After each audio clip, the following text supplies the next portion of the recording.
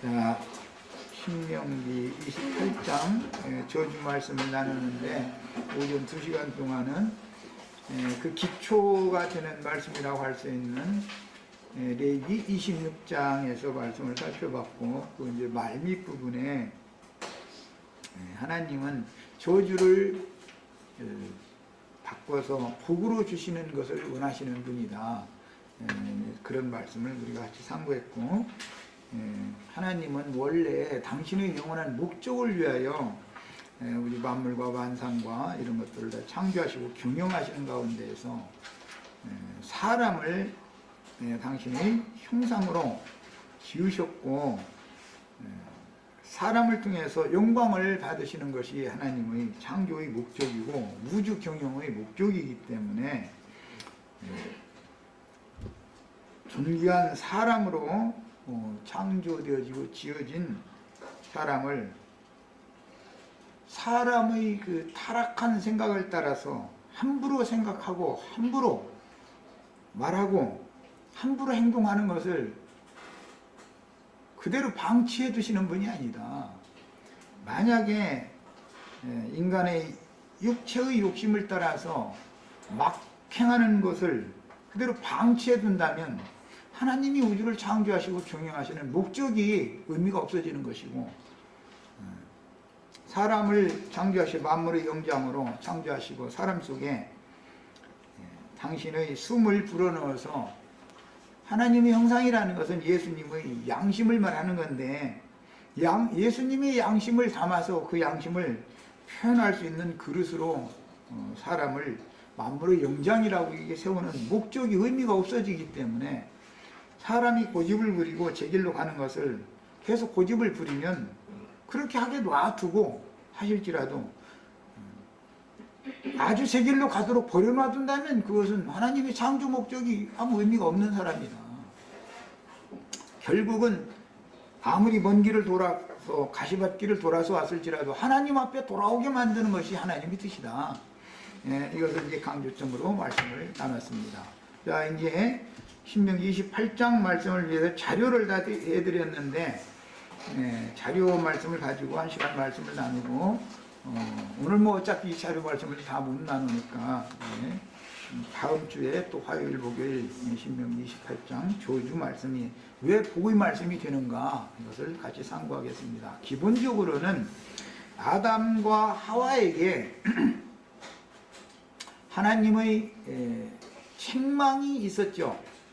아담에게는 네가 이마에 땀을 흘려서 일을 해서 수고를 해야만 식물을 얻어서 먹을 수 있다. 땅에 농사를 해서 채소를 얻어서 그걸 먹어야 되는데, 아담에게는 그런 노고를 주셨고, 하와에게는 잉태하는 고통과 해산하는 수고를 하도록 그렇게 정하셔서 명령하셨지만, 아담이 하나님이 주신 땅에서 수고해서 농사를 해서 산물을 얻어서 먹고 살게 하신 것은 사실은 새하늘과 새 땅 예수 그리스도 안에 들어가서 천국 농사를, 인생 농사를, 인생 경영을 잘해서 하늘이 내리는 비를 흡수해서 농사하는 자의 쓰기에 합당한 채소를 내는 밭을 하나님이 허락해 줄 것을 목적으로 그런 말씀을 하신 것이지, 단순히 그게 저주의 말씀이 아니다 하는 것이죠. 그 다음에 여자가 잉태하고 해산하는 수고를 하게 하시는 것도 육신의 세상에서는 그 10달 동안 배 아파서 또 출산 때가 되면 죽을지 살지, 지금은 뭐 의술이 발달해서 뭐 아무 걱정도 없지만 고대사에서는 그게 쉬운 일이 아니었는데, 그런 것을 주신 것은 단순한 저주가 아니라 그런 방법을 통해서 생육하고 번성하게 해서 자유선을 여자를 통해서 생산하게 하므로 그것이 기쁨이 되고 행복이 되게 만드는 것이 하나님의 뜻이었다라는 걸 알 수가 있고, 이것을 영적으로는 주님께서 그 종 선지자들을 세워서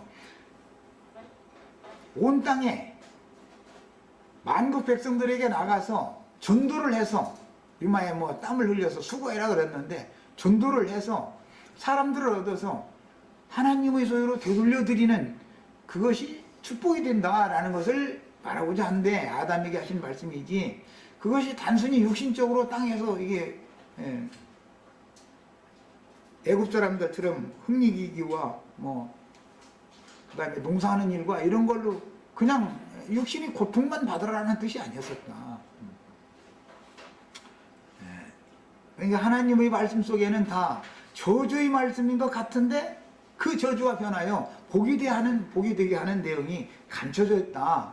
이런 것을 마음에 잘 담아두시고, 우리가 인생 가운데 살다 보면 나의 그릇된 생각과 그 그릇된 생각에 따라서 행한 말과 어떤 행실들에 대해서 하나님이 나 사는 동안에 예수의 피로 구속해서 지난 모든 죄과들을 사면을 다 해놓으셨을지라도 사면받아서 믿어서 사면을 받은 사람에게 가시채를, 사탄의 사자를 일생 동안 붙여놔 두시는 것은 하나님의 목적이 있다. 그것은 저주가 아니라 하나님이 궁극적으로 하나님 자신께로 그 영혼을 돌이키게 하는 데 목적이 있는 것이다. 이것이 이제 복음의 중심 주제고, 신명기 28장 오늘부터 나누는 말씀의 중심 주제입니다. 그러니까 큰 윤곽을 마음에 잘 담아 두시고 자료 말씀으로 이제 들어갑니다. 신명기 28장 15절 이하에서는 유일하신 참 하나님의 말씀을 불순종하는 경우에 임하게 될 저주를 열거하고 있는데, 이미 앞에 1절에서 14절 사이에 이 저주가 선포되기 전에 축복이 먼저 선포가 되었죠. 그러니까 하나님은 축복을 주는 것을 목적으로 하는 것이지 저주를 주는 걸 목적으로 하는 건 아니다. 다만 저주의 말씀은 경고다 이거예요. 경고. 네가 나의 뜻을 거슬려서 이렇게 하지 말라는 짓을 네가 계속하는 동안은 네 인생길이 가시밭길이 될 것이다. 그런데 사실은 그 가시밭길을 걸어봐야 아버지의 마음을 아는 것이다. 사람은. 이제 이게 참 세속 교계에서는 이렇게를 전하지를 않고, 예수를 믿으면 망해갔던 사업이 잘 되고, 뭐 가정의 문제, 아내의 문제, 남편의 문제, 뭐 자녀의 문제, 뭐 사업의 문제 다 해결이 된다, 그냥 그런 식으로만 이걸 일방적으로 가르쳐 놓다 보니까 복음이 훼손된다 그래요. 사실은 그게 사람이 듣기에는 귀를 긁어주는 말이고 좋게 들리지만 하나님의 말씀을 간교하게 변질시키는 수단이다라는 것을 꼭 깨달으셔야 되겠어요. 세상 교계에서 전하는 건 사실은 그건 진리의 말씀이 아닙니다. 복음이 아니에요. 사실은 복음을 대적하는 거짓말들이죠. 알고 보면은. 그 다음에 구속하신 이스라엘 백성들에게 축복이 임할 것인지 저주가 임할 것인지 여부는 유일하신 참 하나님 여호와의 말씀을 순종하는 여부에 달렸다. 유일신을 강조하는 거예요.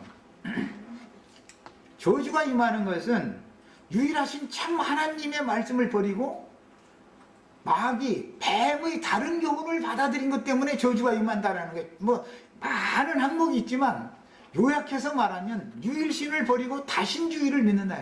가나안 족속들이 7 족속들이 다 각각 신들이 달랐어요. 그런데 그들이 믿는 신이라는 것은 다 땅에 복을 주고 자녀손이 잘 되고 뭐 다 그런 복이에요. 세상 교계가 전하는 가나안 족속들의 다신주의 우상 잡신이라는 게 뭐냐면 세상 교계가 전하는 다른 교훈들이다 이거예요. 그게 다 말씀이 변개된 것이단 말이야. 뱀의 말이죠. 그게 다 이게 너무너무 놀라운 비밀인 거예요. 그래서 유일하신 참 하나님 여호와의 말씀을 순종하는 여부에 따라서 복이 임할 것인지 저주가 임할 것인지가 결정된다. 이것을 말하는 것이 축복 저주 말씀에서는 중심 주제입니다. 그 다음에 이는 신앙의 정절을 요구하는 내용이다. 알고 보면 신앙의 정절, 계시록 이제 14장에 보면 시온산에 올라간 14만 4천 이야기가 나오는데 그들은 정절을 지킨 자들이다 그랬어요. 그러면 육신적으로 처녀성을 지켰다 그래가지고 시집을 안 가면 그러면 시온산에 올라가느냐 그 말은 아닐 거 아니야. 그건 무슨 뜻이냐? 예수 그리스도 한 남편만을, 세상 말로 일부종사한다 그러는데 한 남편만을 바라보고 그 남편과 연합을 해야 되는 것이지, 유일하신 참 하나님이신 예수 그리스도를 버리고 세상 신을 겸하여 섬기면 그건 저주가 임하게 돼 있다 그 말이란 말이에요. 이것은 영적인 신앙의 정절을 지키는 걸 요구하는 내용이다. 저주 말씀 읽을 때는 이런 기본 사상을 가지고 읽으셔야 되는 거예요. 아, 믿는 성도들에게 영적인 신앙의 정절을 요구하는 말씀이구나, 그런 내용이라는 거예요. 그 다음에 이미 축복과 저주의 말씀을 받은 아브라함 자손은 가나안 땅에 정착하여, 그게 이제 약속의 땅인데, 이 가나안 땅이라는 것은 예수님의 마음이다라는 건 여러 번을 말씀을 드렸으니까, 우리가 다 예수 안으로 돌아가서 아담을 떠나서 예수께로 가는 것을 말하는 거예요. 가나안 땅에 간다. 애굽을 떠나서 광야를 거쳐서 가나안 땅에 들어간다. 그 말은 세상 임금에게서 떠나서 광야 교회를 거쳐서 약속의 땅이신 복지라고 하는 예수 그리스도의 영혼, 예수 그리스도의 마음 안으로 돌아간다 그 말이란 거예요. 알고 보면 신앙세계라는 것은 아담에게 임한 마귀의 정신세계를 떠나서 예수 그리스도의 새로운 정신세계로 돌아가야 너는 영생한다 그 말이란 말이에요. 정신세계가 바꿔지는 걸 말하는 거예요. 처음 하늘과 처음 땅이 사라졌고 새 하늘과 새 땅이 왔다 그 말은 아담에게 임한 저주의 그 마귀의 미혹으로 인한 그런 양심, 그런 정신세계를 떠나서 예수님의 양심과 예수님의 마음 안으로 모든 인간이 돌아가야 복을 받는다 그 말이란 말이에요. 그런데 이스라엘 백성들은 이미 하나님의 말씀을 받은 사람들이다 이거예요. 유대인들과 이방인들이 다른 점은 여러 가지가 있겠지만 제일 중요한 것은 유대인들은 말씀을 맡은 것이고 이방인들은 하나님의 말씀을 받은 적이 없는 사람들이에요. 이게 차이예요. 그러면 말씀을 받은 적이 없는 이방인들이 범죄하는 거야.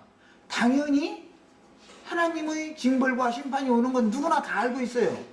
양심 속이는 짓 하고 남한테 사기나 치고 뭐 나쁜 짓 하면 안 된다는 거 다 알잖아요. 목사님이 강대상에 설교 안 해도 다 알죠. 유치원 교사가 안 가르쳐도 어린아이가 알게 돼 있어요. 왜? 사람 속에 양심을 줘놨으니까. 철이 들면 다 알게 돼 있어요. 자동적으로. 선악을 아는 지식은, 마음에 새긴 율법은 다 타고난다 그런 말이에요. 그래도 마음에 새긴 율법을 항상 다 지켜서 하나님의 영광에 이를 자가 없더라는 거예요. 이것은 사람이 왜 하나님의 신이 떠난 육체가 되어버렸기 때문에. 자, 하나님의 버림을 받은 사람은 아무리 노력을 해도 사람 스스로는 하나님의 영광에 나갈 수 없다는 거예요. 그러면 어떻게 해야 되느냐?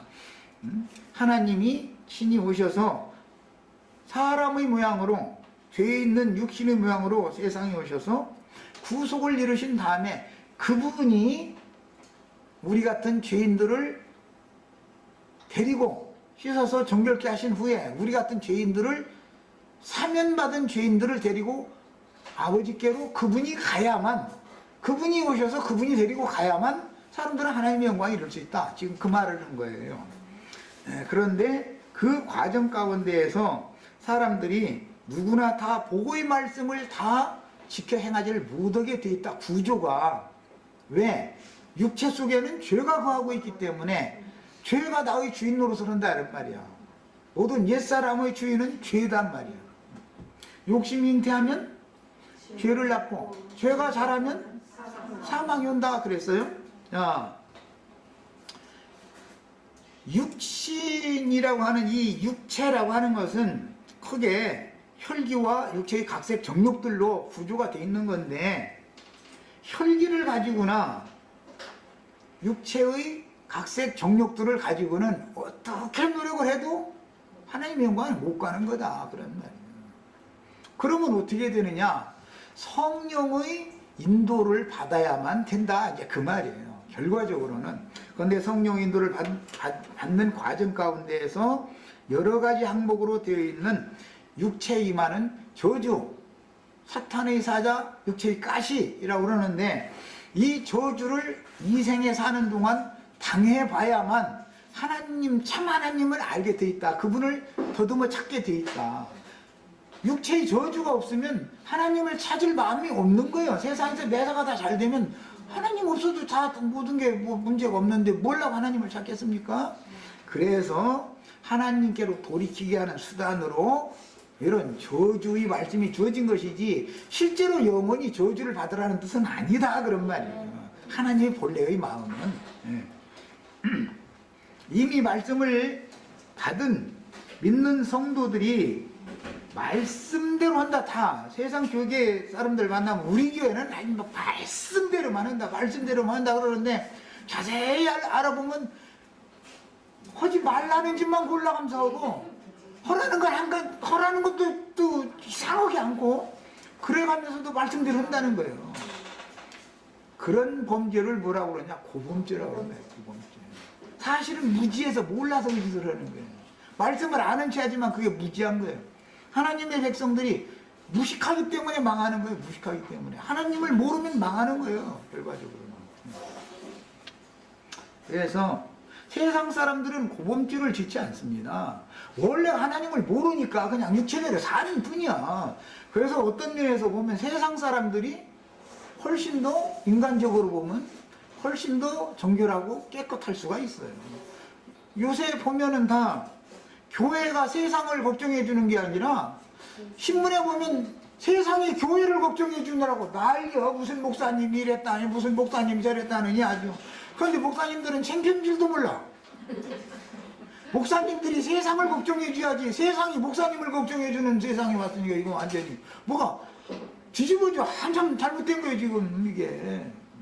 교회라는 것이 어둠의 밤바다. 일곱 교회는 밤바다를 비추는 등대잖아, 등대. 세상이라는 건 어둠이 역사하는 암흑천진 것이거든. 그런데 깜깜한 암흑에 붙잡혀 있는 사람들이 빛 가운데 있다는 사람들 보고 너희가 더 나보다는 네가 더 어둠에 붙잡혔어 이러고 지금 책망을 하고 있다 이런 말이야. 그런 소리를 들으면 사람이 창피한 줄을 알아야 되잖아. 왜? 하나님의 형상인 예수님의 형상인 양심을 사람 속에 지어놨으니까 양심의 가책이 있어야 되지 않냐 이런 말이야. 그런데 양심의 가책을 안 받아요. 왜 그러겠어요? 양심에 화인이 지켜있기 때문에 다 완전히 굳어져 버린 거예요. 완전히. 아무리 얘기를 해도 자기네들 칭찬해주고 막 목사님 우리 목사님 막 이렇게 해서 떠받들어주면 그리고 조금만 듣기 싫은 소리 하면은 벌써 그 2단이다 뭐 3단이다 막 이러고 앉았고 2단은 누가 2단이야? 지가 2단이지. 멸망케 할 2단을 가만히 가지고 들어오는 자들이 있다고 성경에 보면 이랬는데 강대상에서 나 2단 가르쳐 2단 교설 가르쳐 그렇게 하는 사람은 하나도 없어. 다 저희만 정통이고 보수고 아주 저희는 다 그렇다고 그러지. 그런데 가만히 들어보면 그게 다 멸망케 할 2단 교설 갖다 이게 가르치고 있는 것이단 말이야. 자신도 모르게 지금 사탄의 사자노릇을 해가면서 지가 그리스도의 사자라고 아주 이러고 있단 말이죠. 얼마나 이게 놀라운 일이에요. 자, 여호와의 아내여 자녀들인 이스라엘이 여호와의 말씀을 대적하고 불순종하는 것은 하와로 말미암아 타락이 온 세상에 들어와. 여기는 또 이제 뭐 성경에는 아담으로 말미암아라 했는데 하와라고 말미암아 우리 자매님들도 하와 얘기면 꼭 자매님들이 화내고 아담 얘기면 형제들이 화내는데 그렇게 보시지 말고 사실은 하와가 먼저 속았죠. 하와가. 뱀은 아담에게 직접 가서 꾀지를 않습니다. 아담에게 직접 가서 엉뚱한 소리 했으면 아담이 이길 수 있죠. 하나님 말씀을 하나님 아담이 맡아 있었으니까. 그런데 여자를 통해서 아담을 깨니까 이게 세상에서도 여자는 요물이래잖아. 여자가 제주 넘으면 남자 눈이 뒤집히게 돼 있어 이게. 참 신기하였던. 하나님이 그렇게 창조를 해놔서 그런 거예요. 그러니까 참 이것도 비밀이요. 그럼 여자 제주 넘어도 남자는 꼼짝않게 만들어 놓으셨으면 뭐 성경이 오래 길게 창세기 1장이 끝나버리지. 뭐 2장 3장 할 필요도 없죠. 그런데 여자가 제주를 넘는데 미혹이 안 돼. 그럼 2바퀴 3바퀴 넘으면 다 거꾸러지게 돼 있어. 하여튼 참 묘해 하여간. 그런데 재주 넘는 재주를 뱀한테 배운 거단 말이야. 여자가 원래부터 여자가 원래 그렇게 재주를 잘 부리던 사람이 아니었었어. 처음부터 아담 앞에서 그렇게 재주를 막 넘고 그렇게 했으면 아담이 왜 이래? 이러지만 그랬을 텐데 내내 안푼 짓을 가서 갑자기 와서 막 이게 금년과 먹고 나서 자기 남편 보고 먹으라고 할 때 상이라도 깨끗이 닦고 접시 깨끗이 닦고 맛있게 해가지고서 상 갖다 줘가면서 먹으라고 해야지. 똥냄새 풍풍 나게 하는 거 갖다 차려놓고서 먹으라고 하면 먹나 그게? 다 먹이는 방법이 있지.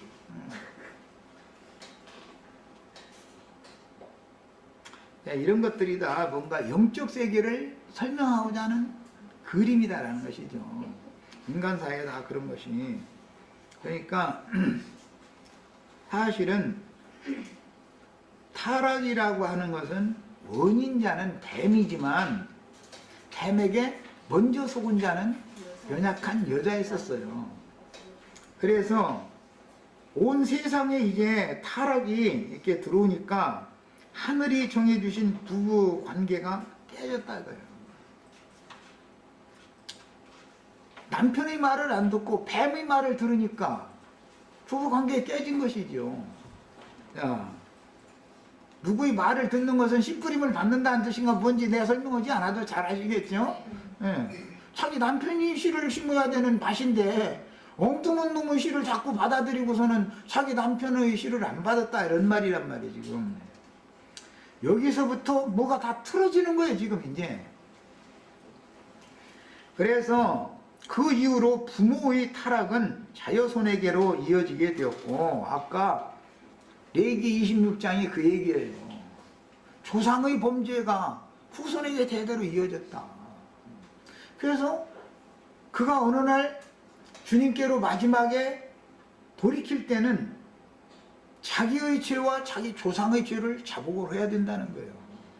그러면 그게 무슨 뜻이요? 근원적인 죄성이라는 것을 깨닫고서 돌아서야 된다 그 말이란 말이에요. 사람은 거짓말 가르치는 학교는 없죠. 이 세상에 거짓말 가르치는 학교는 없어요. 그런데 거짓말을 한 번도 안 해본 분 손 들어봐. 우리 홍장님님 얼굴 쳐다보면 거짓말 안 했을 것 같은데?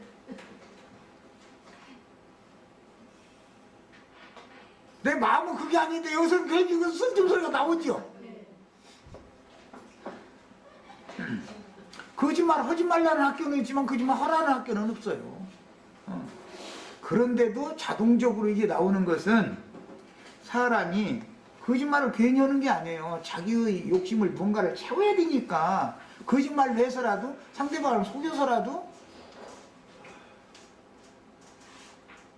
나의 원하는 걸 취하기 위해서 거짓말을 하는 거예요. 그런데 거짓의 애비가 누구라고 했어요? 마귀라고 그랬어.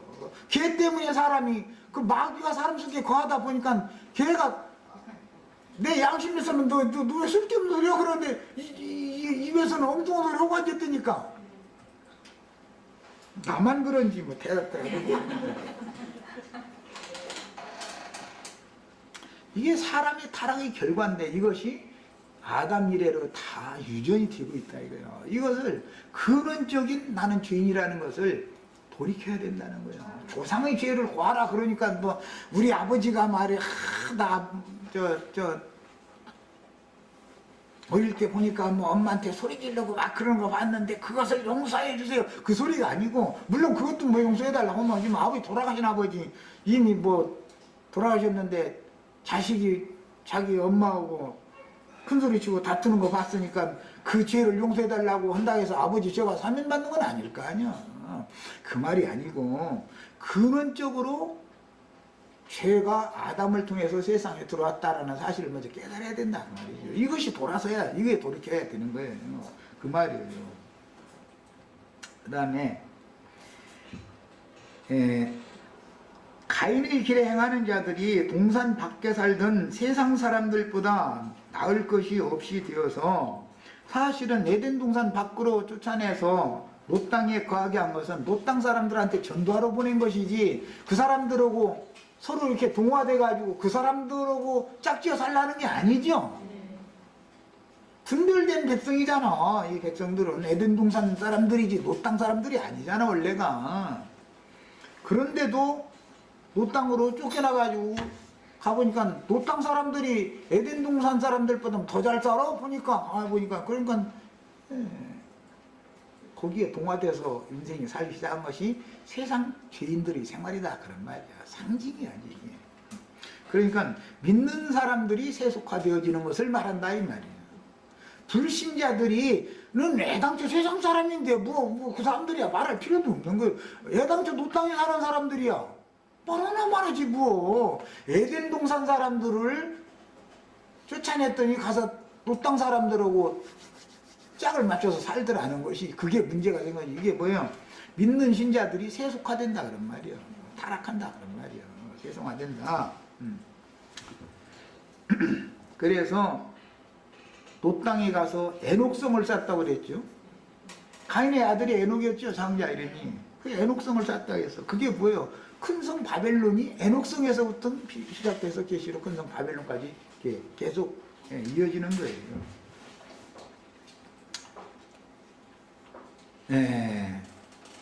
그래 이제 앞에서는 나가도 복을 받고 들어가도 복을 받고 그랬는데 신명기 28장 저주의 말씀에서 나가도 저주를 받고 들어와도 복을 이제 저주를 받는다 이제 이랬어요. 그러니까 세상에서는 나가면 어디로 가요? 예수님한테 가는 거죠. 당연히 복을 받는 거예요.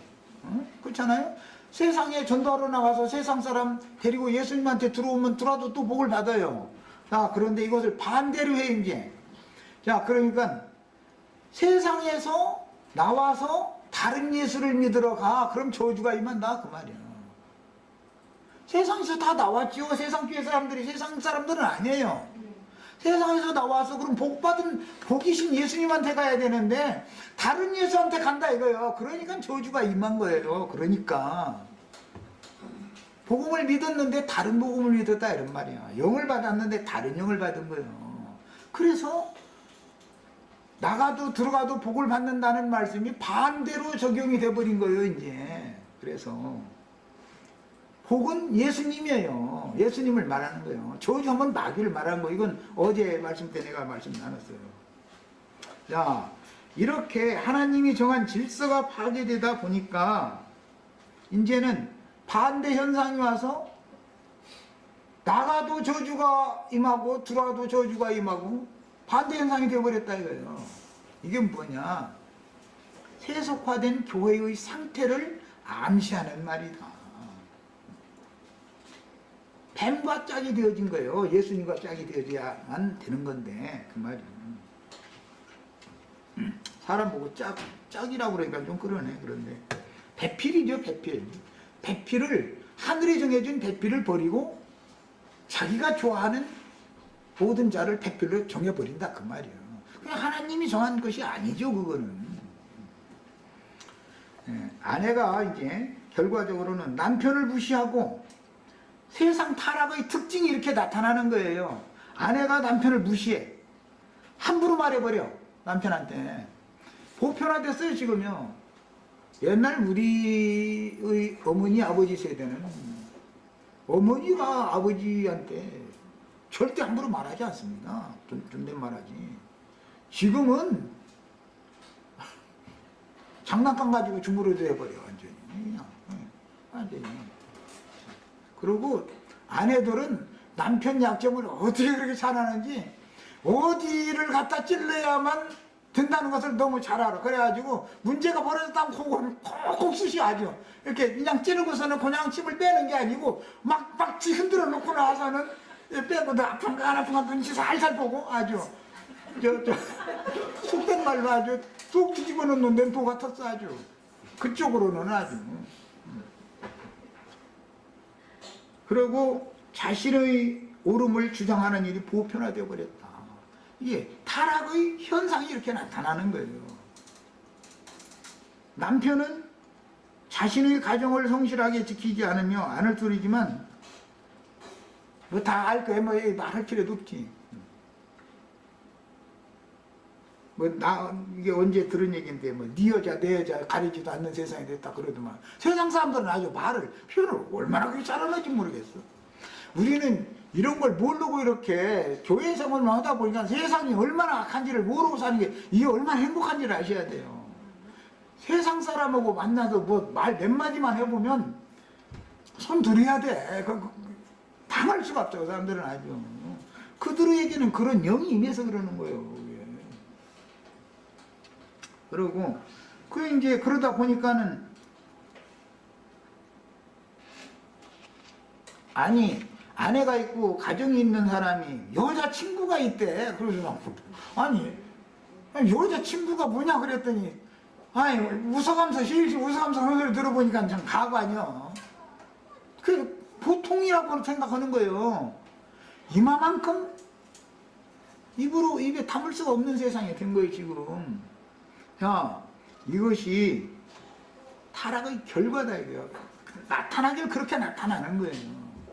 아내는 남편 말을 탁탁 자르고 아픈 데만 골라서 대침 놓고 뒤집어 놓고 이런 것이 아주 보편화되어 버렸고, 남편이라는 작자는 틈만 나면 눈치 봐가면서 날마다 바쁘다고 나가는데 보면은 꼭 일 때문에 바빠서 나가는 것이 아닐 수가 있다 이거예요. 이 짓을 하고도 양심의 가책을 안 받아.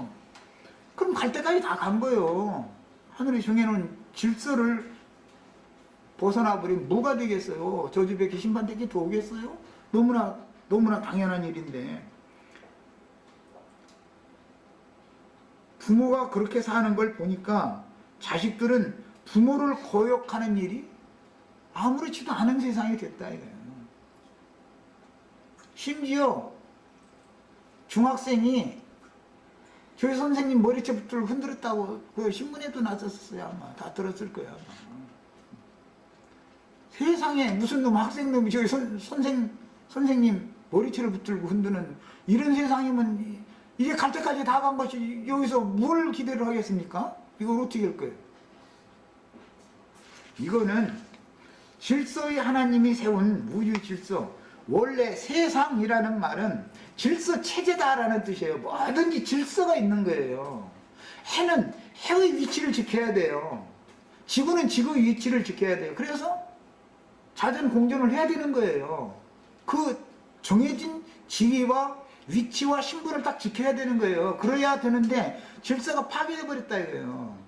이런 상태를 공허하고 혼돈하며 흑암이 깊음이 있다 이렇게 말하는 거예요. 무질서가 되어버렸다.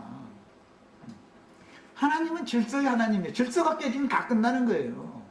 심판이라는 것이 뭐예요? 질서가 깨지는 것이 그 심판의 징조다 이 말이에요. 징조나 마나 그 자체가 심판이지 사실은. 가정에는 가정의 질서가 있고 회사는 회사의 질서가 있어요. 교회는 교회의 질서가 있는 거예요. 어느 사회든지 그 조직 사회에서는 질서가 있는 거예요. 과장님이 부장님 지시를 안 두고 그냥 저 이사님한테 소리 들고 그냥 가버리고 그러면은 큰 회사 망하게 돼 있어요. 그런데 그 저 이사가 거기다 사인해줘 버려. 그럼 우리 회사 망하라 소리요 그게. 버르장을 딱 고쳐야죠. 해통을 거쳐서 올려라. 네가 전결자도 아닌데 왜 부장님 결제 안 맞도록 나한테 가지고 왔냐. 상무이사한테 와서 결제해달라고. 그거는 지가 빼겠으니까 그렇게 해도 된다고 생각하고 그러면 그 회사는 망하게 돼 있는 거예요. 율법은 분명히 자식이 그 부모의 죄로 인하여 저주를 받지 않는다고 되어 있습니다. 신명기 14장 1절이나 예레미야 31장 29절 30절 보면 부모가 심포도를 먹었으니까 아들도 이빨이 시다 그렇게는 않는다 그랬어요. 다 부모는 부모의 죄로 자식은 자식의 죄로 죽는다 이렇게 되어 있어요. 그런데 오늘 우리가 읽은 레위기 26장 말씀에 의하면 조상의 죄를 네 죄만이 아니라 네 조상의 죄를 돌이켜라 이러놨단 말이에요. 그럼 그게 무슨 뜻이겠냐 이 말이에요. 첫 아담과 저주가 아담을 통해 들어왔기 때문에 아브라함을 통해서 새 언약이 맺어졌기 때문에 아브라함 복의 근원인 아브라함과 첫 아담 저주의 시작점이었던 아담을 대조하느라고 그 얘기를 한 거단 말이에요. 이런 의도를 잘 깨달으셔야 되겠어요. 내 속에는 육체의 죄라는 것이 없는 사람이 없어. 아담 성분이 다 우리 예수 믿자마자 아담 성분 없어졌어요? 여전히 아담 성분을 가지고 있죠. 야, 이 아담 성분이 없으면 내 영혼의 온전한 구원을 못 이룬다 이 말이에요. 아담 성분이 있으니까 뭐 7배나 더 7이라 막 오늘 말씀에 이제 그렇게 하면 7배나 칠 때 육신의 생각의 징벌을 통해서 치시는 것이지 말 잘 듣는 사람 괜히 치는 하나님이라면 꼭 하나님도 아니지. 남편은 성실하게 가정을 지키지 않고 폭력적이 되고 아내는 남편을 무시하고 대드는 행위는 그것을 보고 자라는 자녀들의 죄성을 자극하고 본받게 해서 그릇된 길로 나가게 마련입니다. 시집살이 참말로 정말로 입에 담지 못할 만큼 시집살이 한 사람은 시집살이 하는 동안은 다 결심한다는 거야. 내가 며느리 얻으면 나는 며느리 절대로 시집살이 안 시킬 것이다. 아주 근데 이제 시어머니 돌아가시고 자기가 시어머니 됐어. 그러면 배나 더 한다는 거야. 그래가면서 뭐라고 그러냐면 며느리 저쪽에 가서 힘으로 해가지고 훌심 부리고 있고 저 친정엄마 생각이나 하는 것 같고 그러면은 내가 우리 시어머니한테 시집살이 온 것은 너는 100분의 1도 아니다 잃어버린다는 거예요. 사실은 100배나 더 시켜가면서 본인이 아주 익숙해져 가지고 모르는 거예요. 시대가 바꿔질수록 지난 세대의 어른들에 대해서 생각하기보다는 다 자꾸 시대가 갈수록 자기 위주로 생각하기 마련이기 때문에 내 세대 살던 걸 가지고 내 자식에게 그걸 적용시키려고 하면 그 사람은 100배나 더 어렵게 돼 있는 거예요. 그런데 나는 너에게 100분의 1도 안 시킨다 하고 해가면서 시키는 거예요. 이거 사람 줘가지고. 예. 그리고 어느 날 어떻게 하다 보니까 어머니 아버지가 큰소리 조금 나더니 뒤에 아버지가 주먹을 냈다 뒤에 엄마한테 날리는 걸 봤어. 지금 어리니까 힘으로 건마편을 들고 있는데 주먹만 쥐었다 폈다 하다가 이제 어리니까 지가 어떻게 할 거예요. 이러고 덜덜덜덜 떨고 있다가 내가 자라서 어른 되면 내 아내한테 절대 손찌검을 않는다고 계속 한다는 거예요. 어릴 동안은 엄마 불쌍히 여기는 마음이 그런다는 거예요. 그런데 그놈이 장가 들고 나면은 저희 아빠 한 번 때리는데 그놈 3대 때리고 나서도 우리 아빠가 하던 게 몇 많겠다 잃어버린다는 거예요. 이게 너무 놀라운 거예요. 이게 유전이라는 거는 이런 것이 세상사의 이치를 내가 좀 들지만 교회 생활에서도 마찬가지고 모든 인생사에서는 질서라는 것이 있다. 하나님이 정해놓은 어떤 틀이라는 것이 있는데 이것을 벗어나면 저주가 오게 돼 있다 그 말이에요. 뭐 여기 저주 이걸 다 읽었어도 지금 내가 하는 이 말 질서를 벗어나면 하늘이 정해놓은 질서를 벗어나면 저주가 온다 그 말이야. 쉽게 표현하자면 그 말이에요. 하나님은 질서의 하나님인 것을 꼭 믿으셔야 돼요. 그 다음에 그래서 우리는 아담 이래로 세상에 유전되는 저주를 끊어버리고 여호와의 복을 받아 누리기 위해서 남편이 먼저 그리스도께 순종하는 삶의 본을 보여야 된다. 남편이 가정의 머리니까 남편이 그리스도께 순종하는 본을 딱 보이면 가정의 질서가 자연히 서게 돼 있다는 거예요. 자기 자신이 질서를 순종해야 되니까 하면 질서가 딱 쓴다는 거예요. 그래서 결국은 성실하게 남편은 가정을 지켜야 하며 아내는 남편을 존경함으로 순종하고 정절을 지키며 가정사를 빈틈없이 돌봐야 되는데 아내가 또 사람이 생각이 붕 떠가지고 어떻게든지 해서 밖에 나가서 뭐 친구 불러서 뭐 동창 만나서 이제 뭐 저 백화점에 가서 그 버르댕이가 들어오면은 집에 애가 와서 밥을 먹었는지 안 먹었는지 관심 없어 전화해가지고 저 냉장고에 뭐 해놓고 뭐 했으니까 먹어. 그런데 사실은 그게 어제 떨어졌는데 있는 줄 알고 착각하고 있는 거예요. 애오길 기다렸다가 따뜻하게 해서 만들어서 새음식 해서 먹일 생각을 해야 되는 거 아니야. 무언가 빈틈없이 가정을 지켜야 되는 거 아니야. 아내는 아내로서 직무가 있잖냐 이 말이요. 그러니까 복이라는 것은 다른 게 아니라 하나님이 정해놓은 질서에 순응하는 것을 배우는 것이 복 받는 것이고, 저주라는 건 다른 게 아니라 하늘이 정해놓은 질서를 사람이 임의로 벗어나는 짓을 하는 것이 저주를 불러들이는 일이다. 신명기 28장 길면 여러 가지 항목이 나오지만 그거 다 머리만 아파. 사실은 이 시간에 나누어 말씀 딱 마음에 새겨두시면 그 관점으로 쓰여 있기 때문에 이게 그렇게 보시면 됩니다. 우리는 진리 말씀으로 구속받고 거듭난 성도들이요 참 이스라엘이 되었으니 아담으로 인하여 인류에게 들어온 저주의 사슬을 끊고, 저주의 사슬이라는 건 뭐지? 교만해져 가지고 벗어나는 짓을 하지 말라 이 말이야. 하늘이 정한 어떤 규칙이라는 것이 있고 법도라는 것이 있단 말이야. 틀이라는 것이 다 있는 거예요. 그 다음에 그거 답답한 것 같지만 그것이 복을 받는 비결이다. 답답한 게 아니고 그거 벗어나면 죽는 거예요. 그 다음에 모든 믿는 자들에게 들어온 축복을 받아 누리며 복을 분배해주는 통로로 쓰임을 받아야만 성에서든 교회에서든 나가도 들어와도 복을 받고 복을 나눠주는 분배하는 그릇들이 될 수가 있습니다. 아브라함의 복을 받은 성도들의 가정이 먼저 아브라함의 믿음을 본받은 가정으로 회복되어야 하는데, 남편이 가장으로서 제사장 직분을 성실하게 행할 때 아내도 남편을 존중하며 사라가 남편을 주라고 칭하였듯이 머리로 대우를 하게 되고, 자손들이 부모의 모범적인 신앙생활을 어려서부터 배워서 자여손이 대대로 여호와의 복을 받아 누릴 수 있게 되길 바랍니다. 세상사가 이렇듯이 신약 교회 생활이 하나님께서 정하신 창조 질서에 순종할 때는 그 영께서 교회들에게 약속하신 축복이 임하지만, 하늘이 정하신 질서를 무시하고 거역할 때는 교회 생활에, 세상사가 그러는 것처럼 교회 생활에 영적인 저주가 임하여 이스라엘이 멸망했듯이 세속교계의 큰 음력교회는 멸망하게 돼 있다.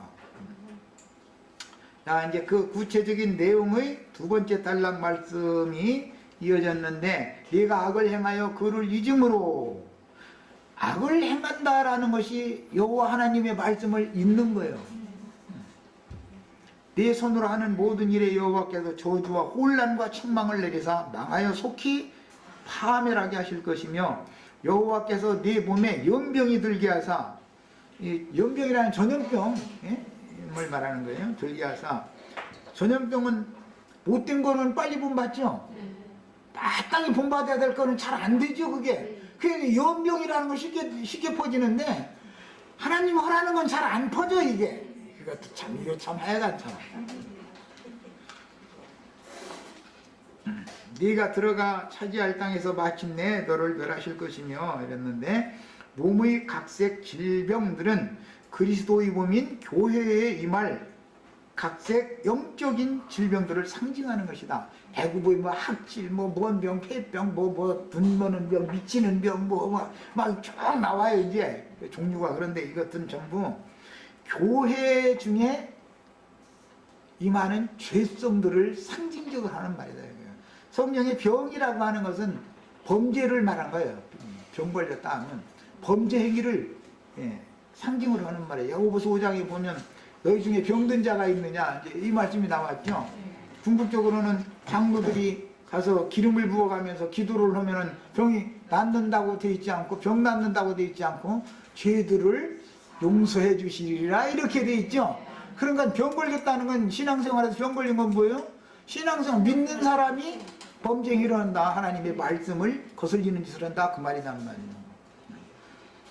그렇다고 뭐 장로들이 누가 아프다고 해가지고 문자대로 가서 기름 부어가면서 기도하라 했다고 들기름을 붓게서 참기름을 붓게서 못 주다가, 그게 그런 말이 아니잖아.